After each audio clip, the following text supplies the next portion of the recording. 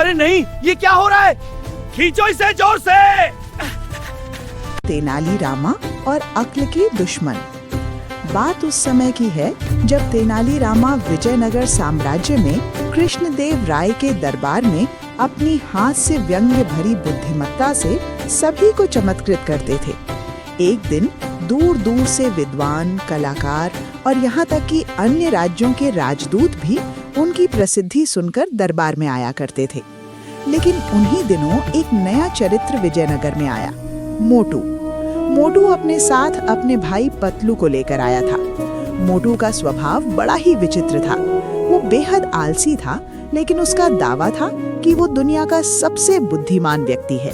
उसकी एक अजीब आदत थी, वो अक्ल को अपनी दुश्मन मानता था। उसका कहना था, जिसने जितनी अक्लें इस्तेमाल की उसने उतनी ही मुसीबत मोली। सरल रहो, आराम से रहो।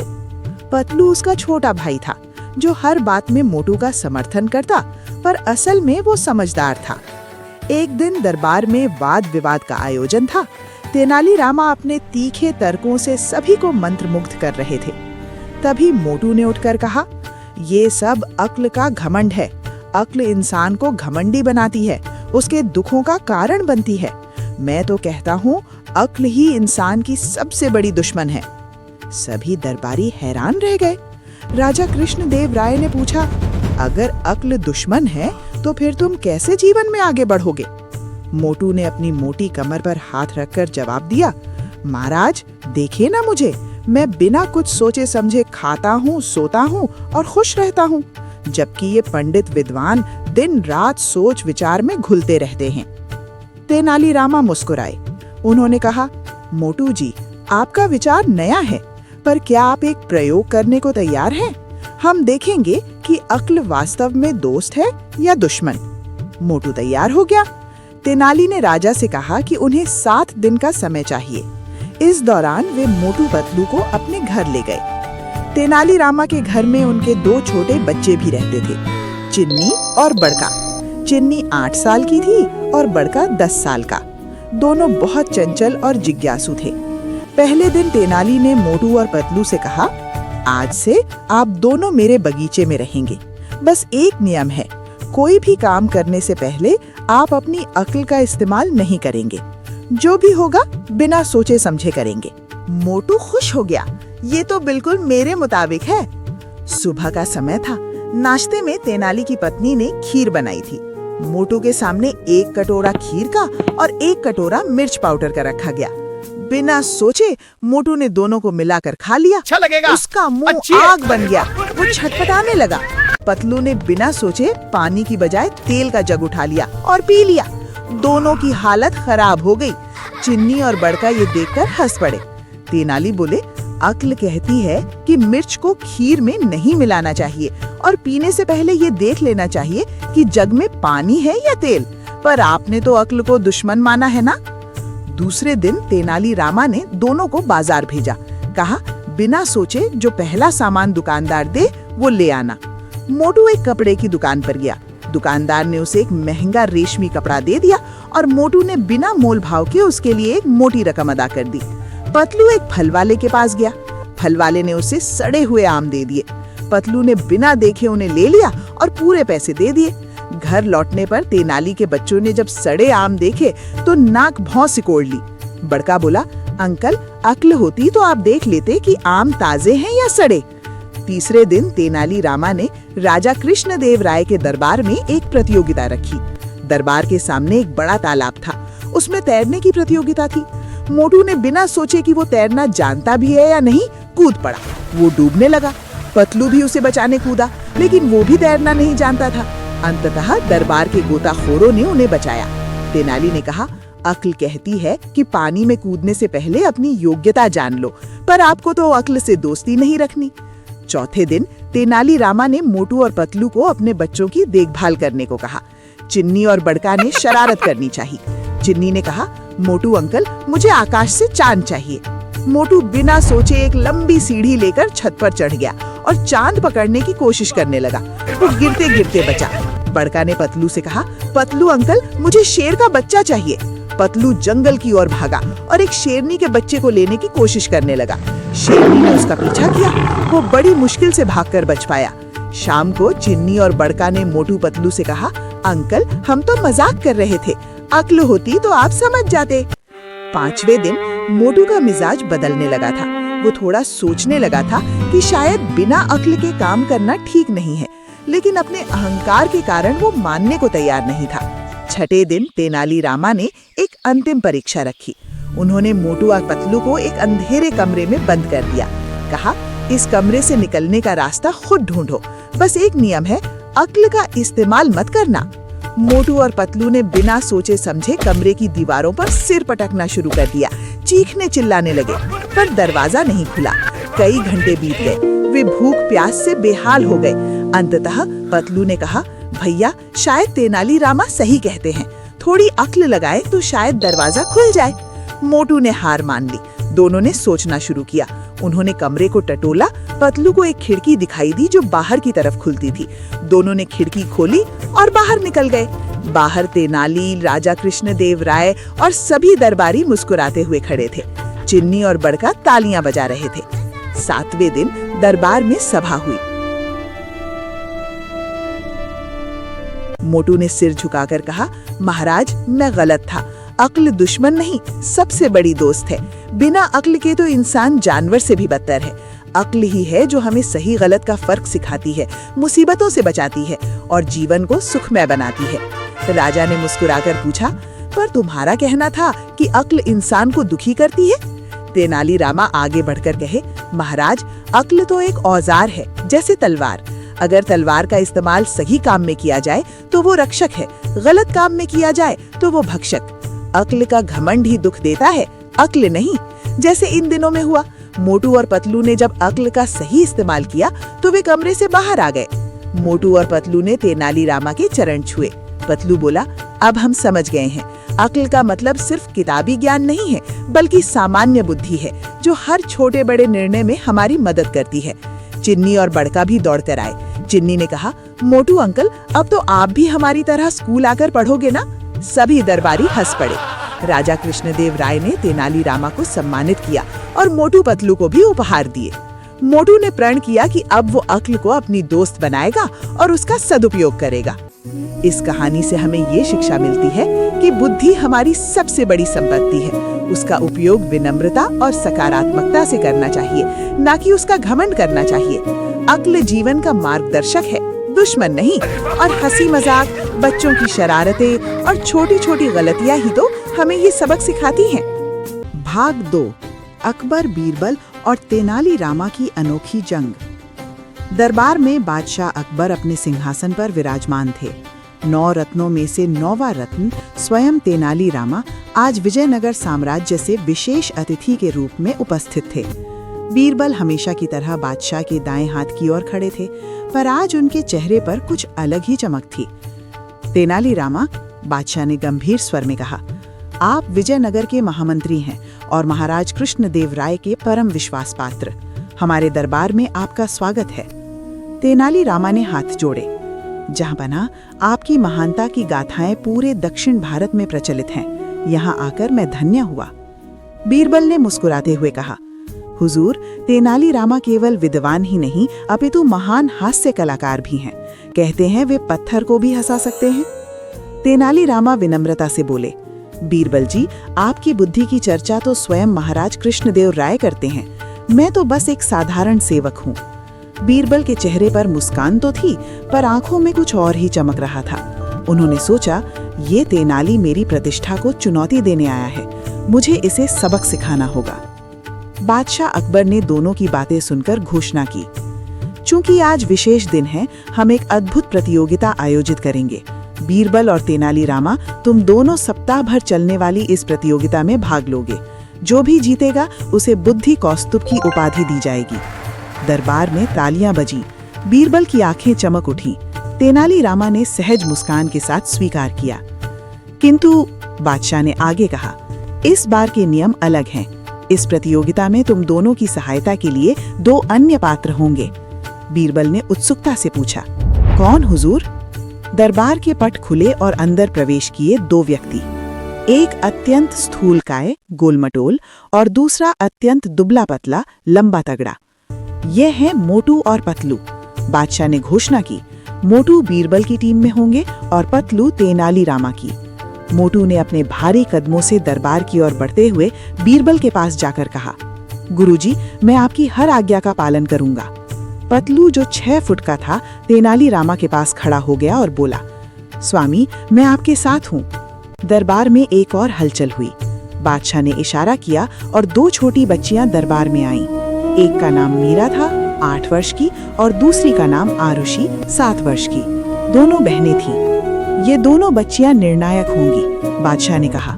इन्होंने अपने छोटे से जीवन में बहुत कष्ट झेले हैं। ये सच और झूठ में भेद करना जानती हैं। पहला दिन, लड्डुओं की परीक्षा। बीरबल ने अपनी रणनीति बनाई। उन्होंने मोटू को बुलाया। मोटू, तुम जानते हो कि तेनालीरामा को हराने के लिए हमें क्या करना होगा? बीरबल ने धीमे स्वर में कहा। क्या गुरुजी? मोटू ने उत्सुकता से पूछा। हमें दिखाना होगा कि हम अधिक बुद्धिमान हैं, और बुद्धिमानी दिखाने का सबसे अच्छा तरीका है दूसरों को नीचा दिखाना। मोटू थोड़ा हिचकिचाया, पर गुरुजी, क्या ये सही है? बीरबल ने मोटू के कंधे पर हाथ रखा। ये प्रतियोगिता है मोटू, इसमें सब जायज है। उधर तेनालीरामा पतलू के साथ बाग में टहल रहे थे। पतलू, तुम जानते हो असली जीत वो है जो बिना किसी को ठेस पहुंचाए मिले। पर स्वामी, बीरबल जी बहुत चालाक हैं, वे कुछ भी कर सकते हैं। तेनालीरामा मुस्कुराए। चालाकी से बड़ी होती है सच्चाई पतलू, और सच्चाई से बड़ी होती है अच्छाई। पहली परीक्षा का ऐलान हुआ, लड्डुओं की परीक्षा। बादशाह ने 100 लड्डू मंगवाए। दोनों टीमों को एक एक टोकरी दी गई। शर्त ये थी कि जो टीम पहले सारे लड्डू खा जाएगी वो जीतेगी। बीरबल ने तुरंत मोटू से कहा, मोटू, तुम 100 लड्डू खा सकते हो? मोटू ने पेट पर हाथ रखा। गुरुजी, मैं 1000 खा सकता हूँ। और मोटू ने खाना शुरू कर दिया। एक एक करके लड्डू उसके पेट में जाने लगे। 15, 20, 25। दरबारी दंग रह गए। तेनालीरामा की टोकरी में लड्डू रखे थे। पतलू ने कहा, स्वामी, मैं पतला हूँ, ज्यादा नहीं खा सकता, हम हार जाएंगे। तेनालीरामा ने मुस्कुराते हुए दरबार के कोने में बैठी मीरा और आरुषि को देखा। दोनों बच्चियां भूखी थीं। उन्होंने दरबारियों को खाते देखा, पर उनके लिए कुछ नहीं था। तेनालीरामा ने पतलू से कहा, इन लड्डुओं को मीरा और आरुषि में बांट दो। पतलू चौंके, पर स्वामी, ये तो प्रतियोगिता है, हम हार जाएंगे। हार जीत तो चलेगी पतलू, पर इन बच्चियों की भूख आज मिट सकती है, कल का कल देखा जाएगा। पतलू ने आज्ञा मानी। मीरा और आरुषि ने जब लड्डू खाए, उनकी आंखों में खुशी के आंसू थे। दरबार में सन्नाटा छा गया। बीरबल ने देखा। उन्होंने मोटू की ओर देखा, जो 48 लड्डू खा चुका था और अब हाँफ रहा था। उसका चेहरा लाल था। और खाओ मोटू, बीरबल ने आदेश दिया। मोटू ने एक लड्डू और उठाया, पर उसका हाथ कांप रहा था। उसने धीरे से कहा, गुरुजी, मुझे लगता है मैं बीमार हो जाऊंगा। बीरबल झल्लाए, तुम बेकार हो मोटू। उधर मीरा और आरुषि तेनालीरामा के पास आईं। मीरा ने कहा, चाचा, आपने हमें लड्डू दिए, हम आपका आभार कैसे मनाएं? तेनालीरामा ने उनके सिर पर हाथ रखा। बेटी, किसी की भूख मिटाना सबसे बड़ा आभार होता है। तुमने मुझे वही दिया है। बादशाह अकबर ने ये सब देखा। उन्होंने घोषणा की, इस परीक्षा में कोई विजेता नहीं। मोटू ने अधिक लड्डू खाए, किंतु तेनालीरामा ने दया दिखाई। ये परीक्षा अगले दिन के लिए स्थगित की जाती है। बीरबल के चेहरे पर निराशा थी। तेनालीरामा शांत थे। दूसरा दिन, सच्चाई का कुआं। रात में बीरबल सो नहीं पाए। उनके मन में ईर्ष्या जागी। तेनालीरामा ने आज बादशाह का दिल जीत लिया। कल मुझे कुछ ऐसा करना होगा कि वो हार जाए। उन्होंने एक योजना बनाई। अगले दिन बादशाह ने नई परीक्षा रखी, सच्चाई का कुआं। महल के पिछवाड़े एक गहरा कुआं था। बादशाह ने कहा, इस कुएं में एक सिक्का फेंका जाएगा, जो टीम इसे निकालेगी वो जीतेगी। बीरबल ने मुस्कुराते हुए कहा, हुजूर, मेरे पास इसका उपाय है। उन्होंने मोटू की ओर इशारा किया। मोटू कुएं के किनारे खड़ा था, घबराया हुआ। मोटू, तुम कुएं में कूदो और सिक्का निकालो, बीरबल ने आदेश दिया। मोटू का चेहरा पीला पड़ गया। गुरुजी, मुझे तैरना नहीं आता। कोई बात नहीं, हम रस्सी बांध देंगे, बीरबल ने कहा। मोटू के पांव कांप रहे थे। वो कुएं के पास गया और नीचे देखा। अंधेरा, गहरा पानी। उसकी आंखों में आंसू आ गए। उधर तेनालीरामा पतलू से बात कर रहे थे। पतलू, तुम कुएं में उतर सकते हो? पतलू ने कहा, स्वामी मैं तैर नहीं सकता, पर मेरे हाथ पैर लंबे हैं, मैं कोशिश कर सकता हूँ। तेनालीरामा ने मना कर दिया, नहीं, किसी की जान जोखिम में नहीं डालनी चाहिए। तभी मीरा और आरुषि वहाँ आई। मीरा ने कहा, चाचा इस कुएं का पानी बहुत ठंडा है, मोटू चाचा को बुखार हो जाएगा। तेनालीरामा ने देखा मोटू को कुएं में उतारा जा रहा था। वो डर से कांप रहा था, पर बीरबल के डर से कुछ बोल नहीं पा रहा था। तेनालीरामा दौड़कर वहां पहुंचे। रुको, उन्होंने कहा। बीरबल ने तीखे स्वर में पूछा, क्यों रुके? क्या तुम हार मान रहे हो? नहीं बीरबल जी, मैं किसी की जान खतरे में नहीं डाल सकता। इस कुएं से सिक्का निकालने के और भी तरीके हैं। तेनालीरामा ने पतलू से कहा, लाओ एक बाल्टी और रस्सी। पतलू ने बाल्टी लाकर कुएं में डाली और ऊपर खींची। बाल्टी में पानी था पर सिक्का नहीं। बीरबल हंसे, देखा हुजूर, ये तरीका काम नहीं करेगा। तेनालीरामा ने दूसरा तरीका सोचा। उन्होंने एक चुंबक मंगवाया और उसे रस्सी से बांधकर कुएं में डाला। कुछ ही क्षणों में सिक्का चुंबक से चिपक गया और बाहर आ गया। दरबार में तालियां बजी। बीरबल का चेहरा उतर गया। बादशाह ने कहा, तेनालीरामा, तुमने न केवल सिक्का निकाला बल्कि किसी की जान भी बचाई। यही सच्ची बुद्धिमानी है। बीरबल ने आंखें झुका ली। मोटू ने राहत की सांस ली और तेनालीरामा के पैर छुए। धन्यवाद स्वामी, आपने मेरी जान बचाई। तेनालीरामा ने उसे उठाया। मोटू, किसी को भी अपने डर पर शर्म नहीं करनी चाहिए। डर इंसानियत का हिस्सा है। मीरा और आरुषि ने ये सब देखा। आरुषि ने अपनी बड़ी बहन से कहा, दीदी, तेनाली चाचा अच्छे हैं, बीरबल चाचा, उन्हें क्यों गुस्सा आता है? मीरा ने धीरे से कहा, कभी कभी लोग अपनी बुद्धि पर इतना घमंड कर लेते हैं कि वे अच्छाई भूल जाते हैं। तीसरा दिन, ईर्ष्या का जहर। बीरबल अब और सहन नहीं कर पा रहे थे। उनकी ईर्ष्या जहर बनकर उबल रही थी। उन्होंने तेनालीरामा को हराने की ठान ली। उन्होंने रात में मोटू को बुलाया। मोटू, कल हमारी आखिरी परीक्षा है, तुम्हें एक काम करना होगा। क्या गुरुजी? मोटू ने डरते डरते पूछा। कल बादशाह तेनालीरामा से पूछेंगे कि वे सबसे बड़ा उपहार क्या चाहेंगे। तुम जाकर दरबार में ऐलान कर देना कि तेनालीरामा ने कल रात महल का खजाना चुराने की योजना बनाई थी। मोटू सन्न रह गया। पर गुरुजी, ये तो झूठ है। मैं जानता हूँ, पर यही एकमात्र तरीका है उसे हराने का। मोटू के हाथ कांप रहे थे। वो जानता था कि ये गलत है, पर गुरुजी की आज्ञा का उल्लंघन कैसे करे। अगले दिन दरबार सजा था। बादशाह ने तेनालीरामा से पूछा, आप सबसे बड़ा उपहार क्या चाहेंगे? तेनालीरामा ने कहा, जहांपना, मैं केवल इतना चाहता हूँ कि इस दरबार में कभी किसी की भूख न रहे, कभी किसी की आंखें नम न हो। दरबार में तालियां बजने ही वाली थीं कि मोटू आगे बढ़ा। हुजूर, उसकी आवाज कांप रही थी। मैं कुछ कहना चाहता हूँ। बीरबल ने संतोष की सांस ली। अब तेनालीरामा की हार तय थी।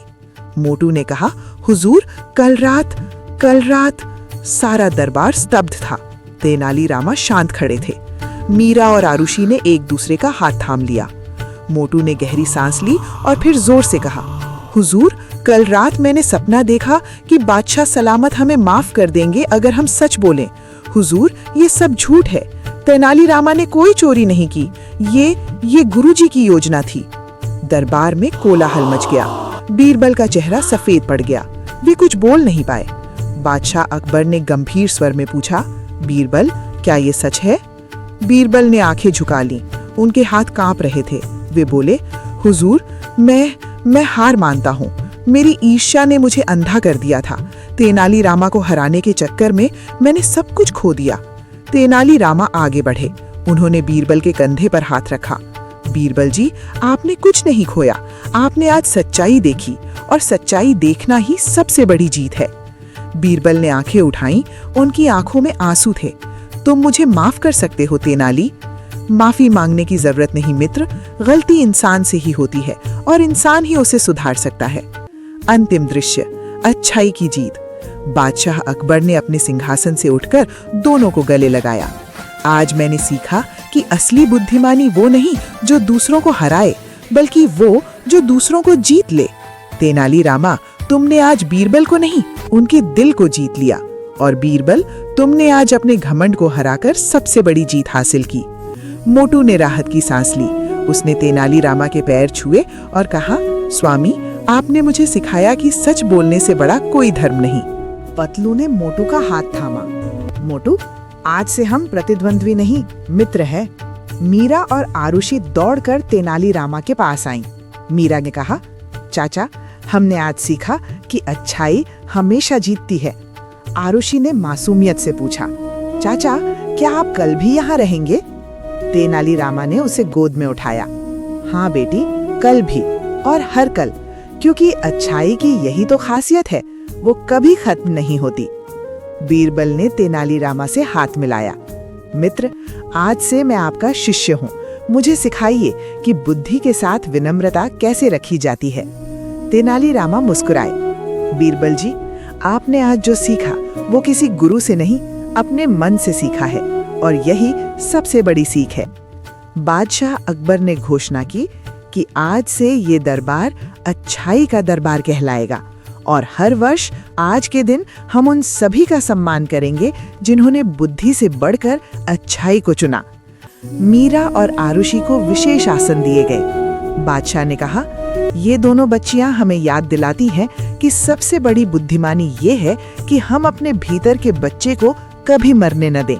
वो बच्चा जो सच बोलता है, जो बिना शर्त प्यार करता है, जो बिना कारण माफ कर देता है। दरबार में उपस्थित सभी लोगों ने खड़े होकर तालियां बजाईं। मोटू और पतलू अब साथ साथ खड़े थे। बीरबल और तेनालीरामा एक दूसरे के बगल में। और इस तरह वो प्रतियोगिता जो ईर्ष्या से शुरू हुई थी, मित्रता पर खत्म हुई। वो जंग जो बुद्धि की थी, दिल की जंग बन गई, और उस जंग में कोई हारा नहीं, सब जीते। क्योंकि जहां अच्छाई हो वहां हार नहीं होती।